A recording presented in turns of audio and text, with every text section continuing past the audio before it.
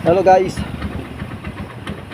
Pagkatapos natin mag walking kanina at magpalinis sa sitio namin dito as a barangay official, kailangan gampanan ng mga obligasyon.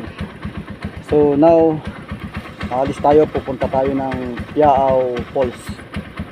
I-meet lang natin yung mga kasama namin doon, and then good to go na po tayo. So kita-kita tayo mamaya sa Piao. Ciao guys, na-meet ko na itong mga kasama namin papuntang Piao. Nakating dyan, naghahanda na po kami. Mariper, shoutout muna. Shoutout kay Bakit ko. Shoutout sa lahat tayo sasama sa Piao. Okay, good. Gusto ko na rin. Mag-react na kami kasi Talagang ano to pare, kulab na to. Kukulab na talaga tayo. So yan mga katinggan, sana maging successful ang lakad na to at maging maganda ang panahon, makisama ang panahon kasi medyo kumukulimlim. Kaya kayo mga katinggan dyan, kita-kits tayo dyan sa Piao. Bye for now guys. Pagod. Ilang oras na ang travel natin? 1 hour. Isang oras may higit ang travel namin dito. Stop over muna kami kasi medyo umiinit na yung mga ano ng makina namin, motor. Sa wakas, So far, andito na kami sa Barangay Barangubong, kung saan matatagpuan ang Falls. Piao Falls. Piao Falls.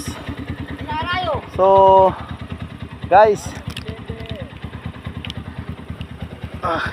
hintayin muna natin yung mga ibang kasama natin. Yan o.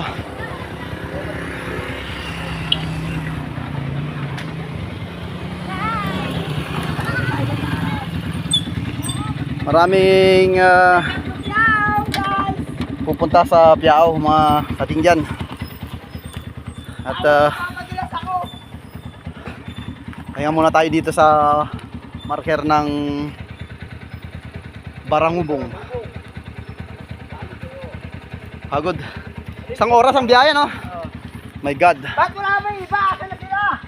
Wala talaga, baka tumirik Baka tumirik si Perper, no?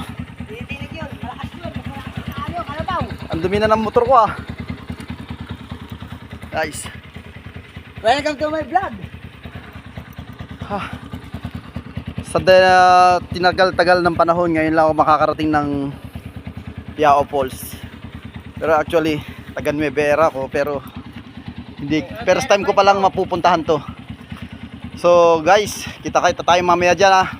Mga ilang oras pa, ano? Mga 30 minutes lang. Oh, mga 30 minutes pa daw bago marating yung Piao Falls Tagara. Kaya kita-kita tayo dyan mga katingyan. Ciao.